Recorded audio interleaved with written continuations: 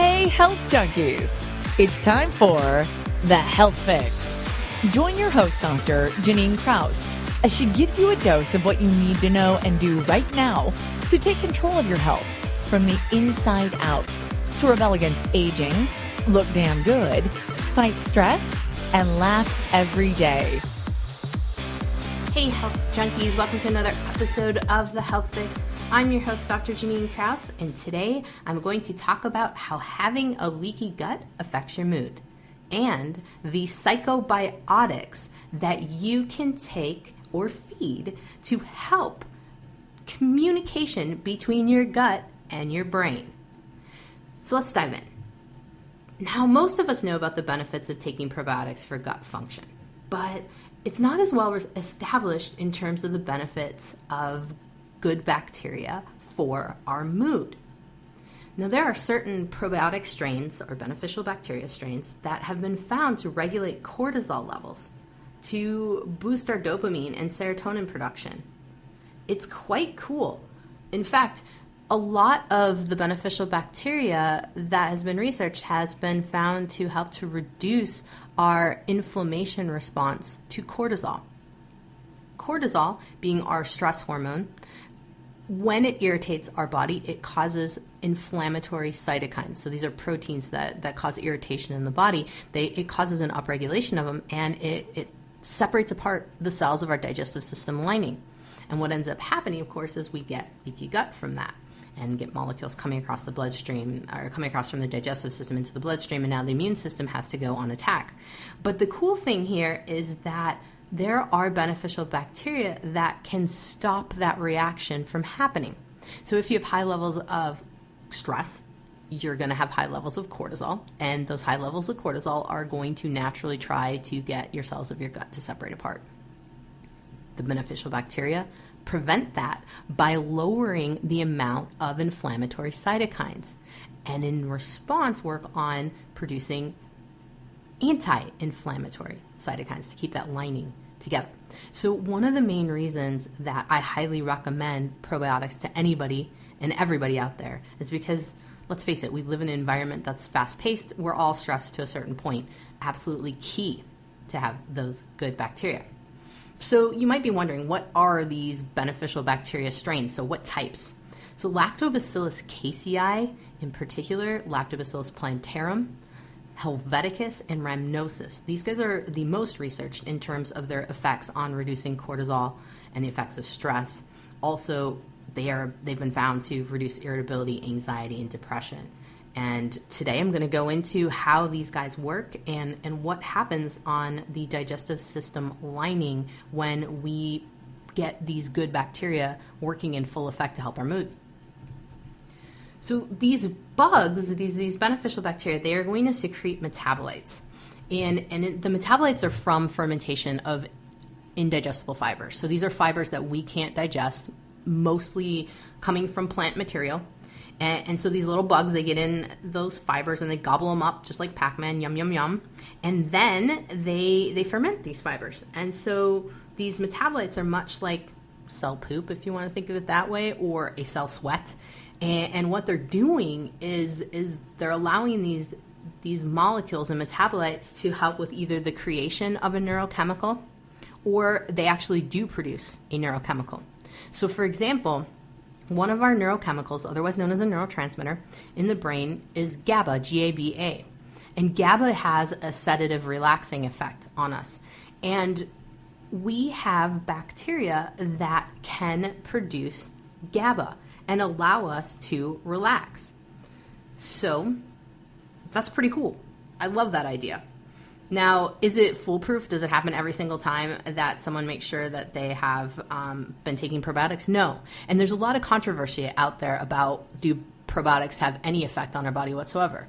And the issue that keeps coming to mind over and over again is that the research that does not get results is probably because these folks are not feeding the beneficial bacteria to keep them nice and strong and surviving in the gut. So I'm going to talk a little bit about how to feed the bacteria, because part of this key factor is if you put in a whole bunch of beneficial bacteria but you don't feed them properly, well, guess what happens? They die, and they don't do what you are intending them to do, such as run surveillance along your gut lining and help you to improve your mood. So let's get into the nuts and bolts of what's happening with these beneficial bacteria. These guys can reduce inflammation by producing the anti-inflammatory molecule interleukin 10. So interleukins are proteins. Same thing as cytokines. Cytokines are proteins too, but there are different types of these proteins that our body has that either are inflammatory or non-inflammatory. So let's step back for a minute so I can give you a little sense of what this inflammation thing means. Think about any time that you have ever whacked your elbow on a wall and it turned red, or hit your knee, or maybe you were running or doing something and you inflamed your body and you noticed it was hot and it's red. That hot and red response is inflammation, and that hot and red response is a result of cytokines. Cytokines produce inflammation in our body. Now, think about this. Have you ever had a situation in which you became inflamed in an ankle or a knee or a hip and you had no idea why? Like, you didn't do anything, it just randomly happened. Well, it could be a result of an injury or a chronic issue, or it could be a result of molecules getting across the digestive system lining into your bloodstream, and now you're having an immune attack in that particular area. And why that particular area, who knows? Maybe you did have an injury when you were a kid, you fell on the playground and you can't even remember it. The point being here is that if you take it on a larger scale, folks who have chronic pain, so thinking about fibromyalgia, things of that nature, that these types of pain that are overwhelming and the body's chronically inflamed. There's always some area that hurts. There's always some area that might even be hot to the touch. There might be something going on. Or think about someone that you might know, or maybe yourself, that for one reason or other, your knees are chronically inflamed, but there's no way that they should be that irritated. This could be because of a reduction in the significant amount of beneficial bacteria that could help to reduce inflammation in your body. Just something to think about. Now, another thing to think about is these cytokines, these inflammatory proteins. They have two jobs. They cause inflammation, or they don't, or they stop it. Now, the ones that cause inflammation, they are the ones that cause leaky gut. They are irritating the lining enough to separate it apart. That's what they're doing. They can also irritate the blood-brain barrier and cause it to be more permeable, so it can separate out as well. So now if you have a leaky gut and a leaky brain, guess what happens? You can have more migraines. You can have more headaches on a chronic level, brain fog, fatigue, lots of issues with focusing. So there's a huge connection between inflammation in the gut and inflammation in the brain. Lactobacillus rhamnosus is one of the most researched lactobacillus species to block inflammation in terms of in the gut and in the brain. So one thing to think about. Now, I don't want you running out and getting a probiotic that just has lactobacillus rhamnosus. In fact, you're probably going to have a hard time finding just that. There are usually combos. I'll talk about that here in a little bit. So now that you're kind of thinking about, oh wow, my gut lining can be inflamed and open up, and my brain lining, so my blood-brain barrier can be inflamed and open up, that's definitely not a good thing. No, it's not. And it also is something that can lead to chronic depression, all kinds of mental disorders, things of that nature.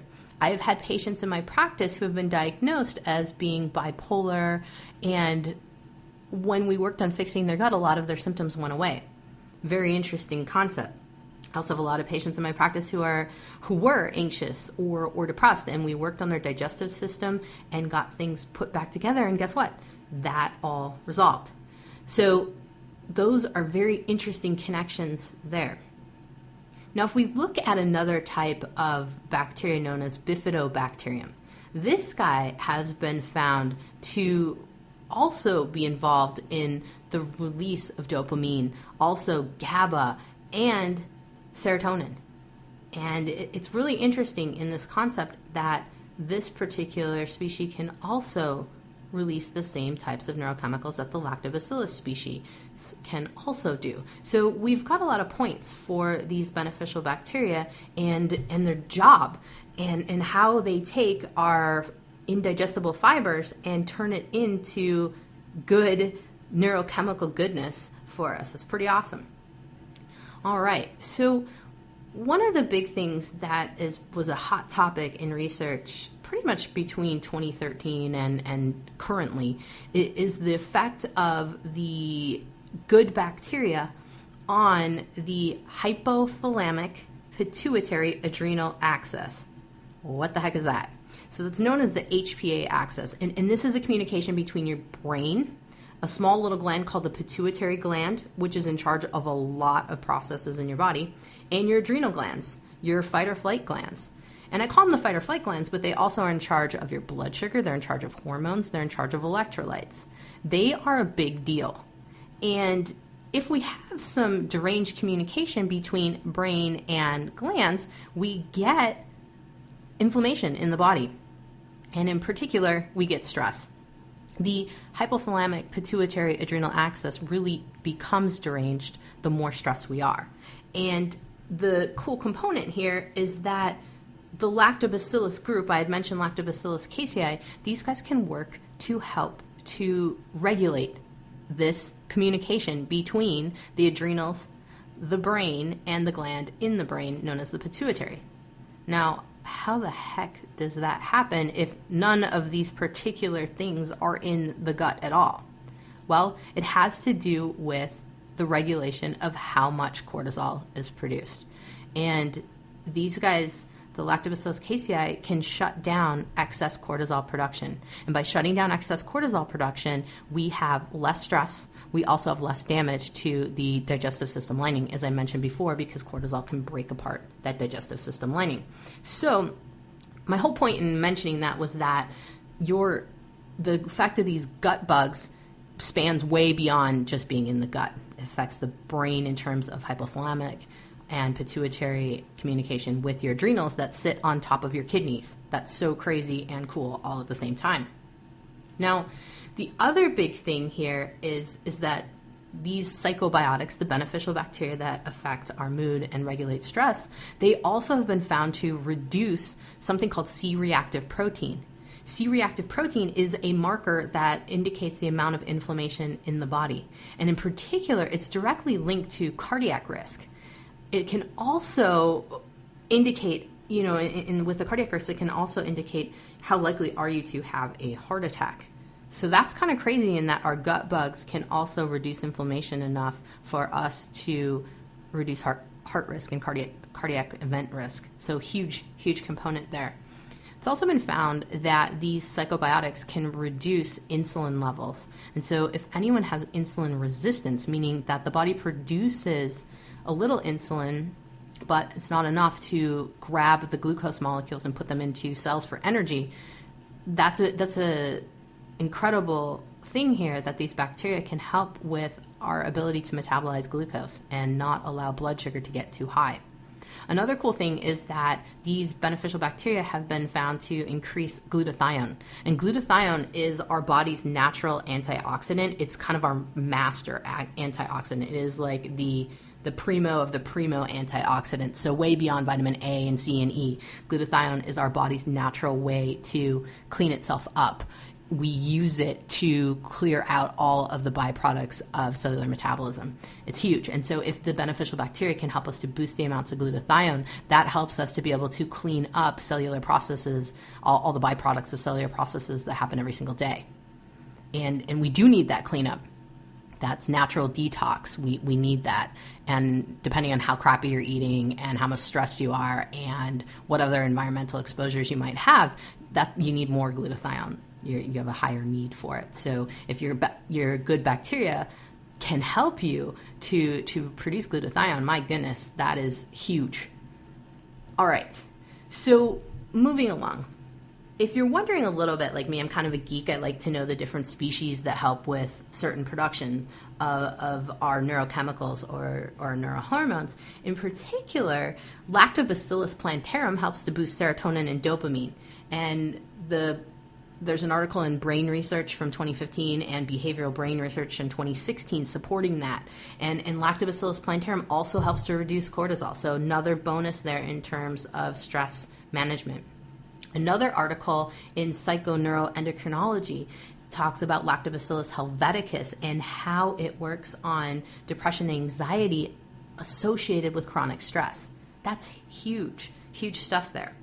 Now, there is a formula that has Lactobacillus helveticus and rhamnosus in it that's been widely researched in how it affects the communication between the brain, that pituitary gland, and the adrenals. So that HPA Axis stuff again. And that's Lactobacillus helveticus and rhamnosus. And the product's called ProBioMood by a company called Pure Encapsulations. I have it listed down below in the notes section of this episode. But I just wanted to mention it just because, hey, more detailed, the better here for you to kind of get a sense of all of the cool things that these bacteria can do. So one more research study, and I'll stop geeking out on you, is that Neuroscience in 2015 did a research study on Lactobacillus helveticus compared to citalopram, and that's Celexa in terms of the antidepressant. It's a selective serotonin reuptake inhibitor, so an SSRI. And this research was done with rats. And rats, if you know a little bit about research, rats are very similar to us, kind of depressing that they are, but they are. And reactions that happen in rats can be transferred to what happens in humans.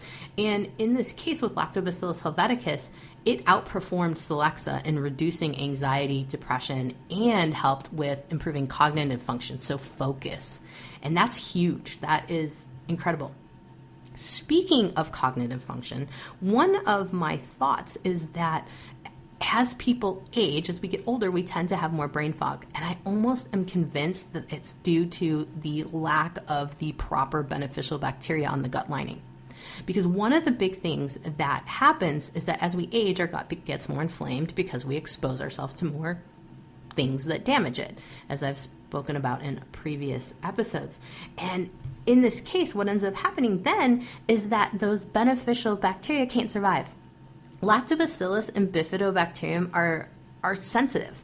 They get their feelings hurt kind of easy. And if there's a lot of inflammatory foods and processed foods going in and franken foods, they don't survive very well. It's a hostile environment for them. Lactobacillus is probably more sensitive than Bifido.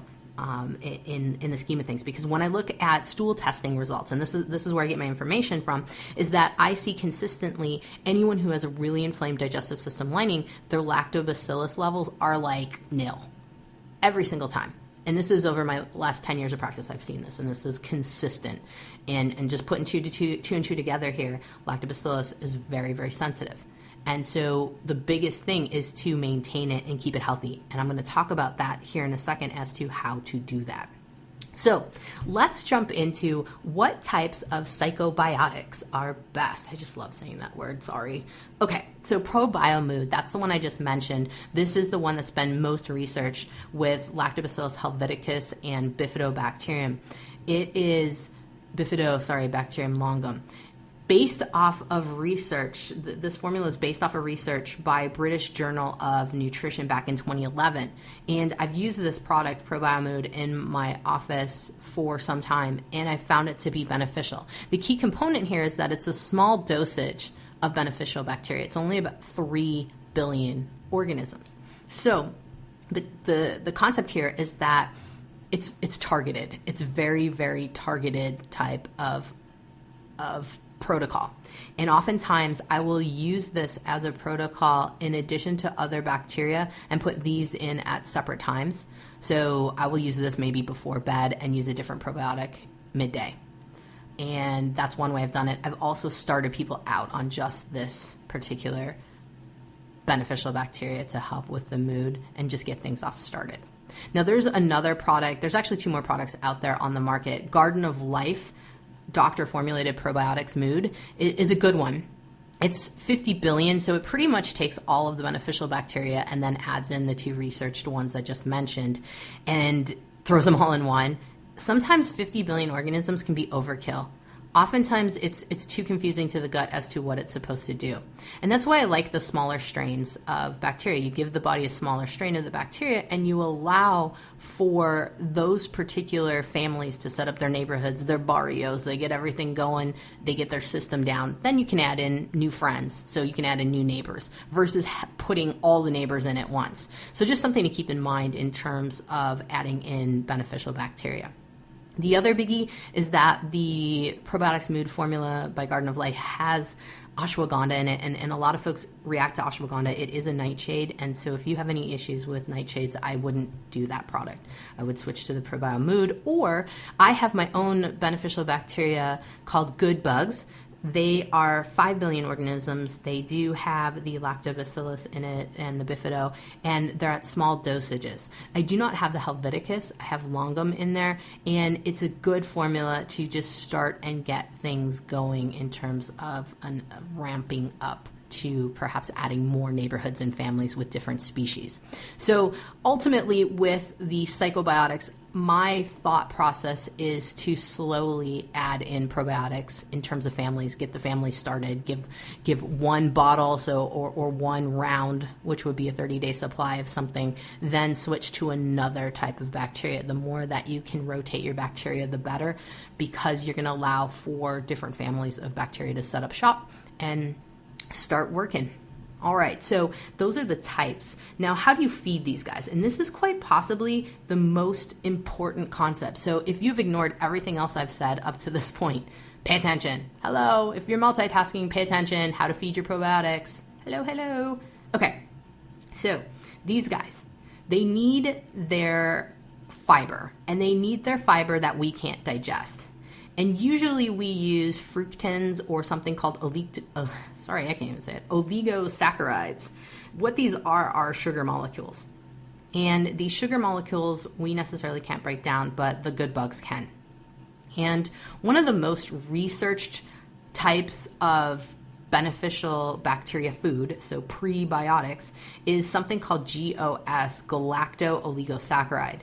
It's actually formed by splitting the molecule of lactose, so a milk molecule, in half, and it's manufactured so that you're not going to have a dairy reaction if you have a dairy sensitivity.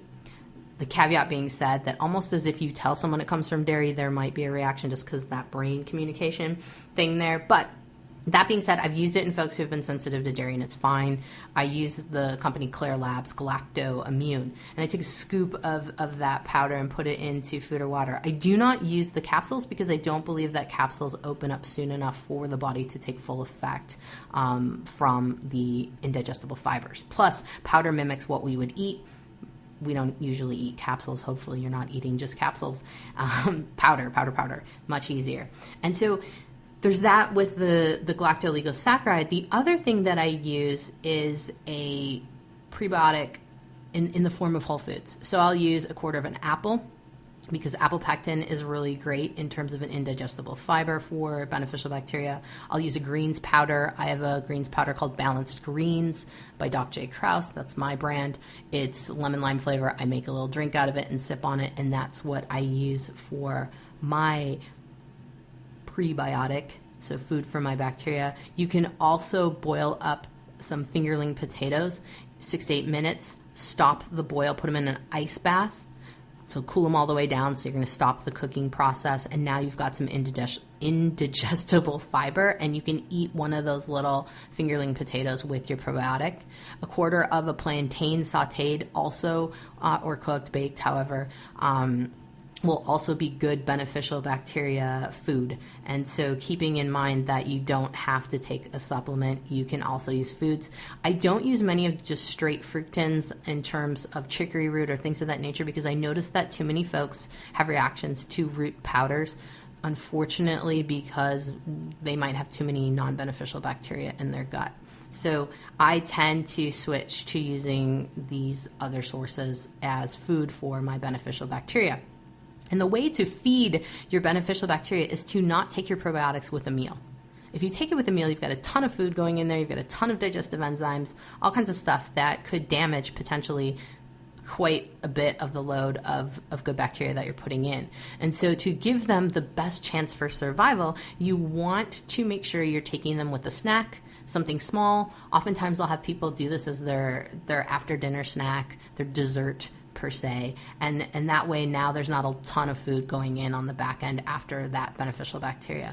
So for example, the way I do it, oftentimes I'll do a quarter of an apple and then do my probiotic drink. Sometimes I'll add in an amino acid such as L-glutamine, which is great for the gut lining, and it's also calming, and so sometimes I'll use that with my probiotic. But most importantly is thinking of taking your probiotic between meals with a snack, not with a huge meal. It just doesn't work as well. I've seen folks do it both ways, and the folks that get the best results are when they do it with a snack. The other big thing in terms of maintaining your good bacteria, which is huge, you have to help to maintain them. It's much like having a chia pet or a garden. Think of your good bacteria as your garden in your gut that help you to break down food. Maintaining that garden is key. Plenty of water, huge, got to do it. The other big thing is whole foods nutrition, eating closest to nature. Do not eat frankenfoods. Frankenfoods sit on the digestive system lining and irritate the gut. Get rid of anything that's not closest to nature. Seriously, I know I sound like a crazy person on this, but I'm not kidding. That stuff just irritates. The other big thing is keeping in mind that there are certain healthy foods that can be inflammatory. Nightshades, so tomatoes, peppers, potatoes, those guys can be inflammatory. It's not for everyone, but they definitely can be. So what I have folks do is consider getting those organic no matter what. So eggplant, peppers, potatoes, tomatoes, goji berries, ashwagandha, it's all nightshades. Make sure that you have it in an organic form and see how you do. Also, if you're thinking that your gut's pretty inflamed, maybe just take them out for a little bit and slowly reintroduce them and see how you do. The other big thing is beans and grains. Now, beans are great. They have a ton of nutrition. The only problem is that they're really hard for our body to break down. And they have things called lectins in them that are gut irritants and can cause separation of the gut lining and further potentiating leaky gut. So what I want you to think about in this case is that you want to sprout the grains. You want to sprout your beans. I talked first about beans. I didn't even say anything about grains. You want to sprout grains too, because grains also have lectins, much like the beans. Soak them, then sprout them, or cook them in a pressure cooker. And the reason for that is to help with breaking down those lectins so that they're not there causing irritation. So what are lectins? Lectins are a molecule that the plants use to help to protect themselves from invaders.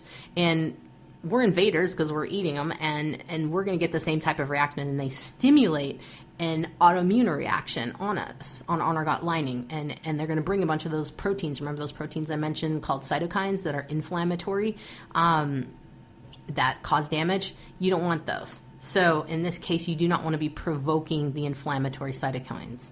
Now, I don't mean to confuse you. Don't forget there are some anti-inflammatory cytokines too. So they're not all bad, but there are ones that are going to get provoked, that are going to produce inflammation in your body if you eat too much of beans and whole grains that have not been cooked properly or sprouted properly. And half the issue with having trouble breaking down beans and getting the gas, and the reason we have that lovely song about beans is because of the lectins, also phytates in there too, but the lectins in particular are problematic. So keep that in mind. Probably could also say that there's a lot of lignins that go around the outside of the beans, that kind of casing. Lignins are also indigestible fiber that we will ferment, and in a bad way if we have too much of them. So sprout your beans or cook them in a pressure cooker to reduce the lectins. Do the same thing with grains. You will have an amazing change in terms of being able to keep your good gut bacteria surviving. Something huge, huge, huge. That's why sprouted breads, sprouted everything is key. Now, the other thing that I recommend sprouting is nuts. That is huge because those guys too have a lot of lectins that can cause inflammation in the body. So sprout your nuts, seeds, and grains, and you'll get a lot further for gut lining, and it'll feel a lot better overall. Okay, so I have went through all of the different ways that beneficial bacteria affect our moods. I've outlined a protocol for what types to choose and how to feed and maintain them. I definitely look forward to hearing how these critters work for you and how you feel after a month of psychobiotic supplementation. You can head on over to my website at drjkrausend.com to pick up a resource page. So click on resources and you'll find the page there in terms of the beneficial bacteria for mood resource guide. That way you've gotten a nice outline there to help you get started, to help improving your mood so that you can have fun every single day and enjoy every day to the fullest, because your gut bacteria are healthy. All right, I'm Dr. Janine Kraus. Thanks for listening. Thanks for tuning into The Health Fix, the podcast all about taking control of your health, rebelling against aging, and having fun every day. A lot of patients ask me, do you think I'm aging too fast? So, I created an evaluation checklist for you to see for yourself. Plus, I created a resource guide to help you slow down the aging process right now. You can find it for free on my website, drjkrausend.com. If you like this podcast, help get the word out to others by liking it and rating it. If you'd like more natural health tips and want to join our Facebook community where I interact daily, click on the Join Group button on our website at drjkrausend.com.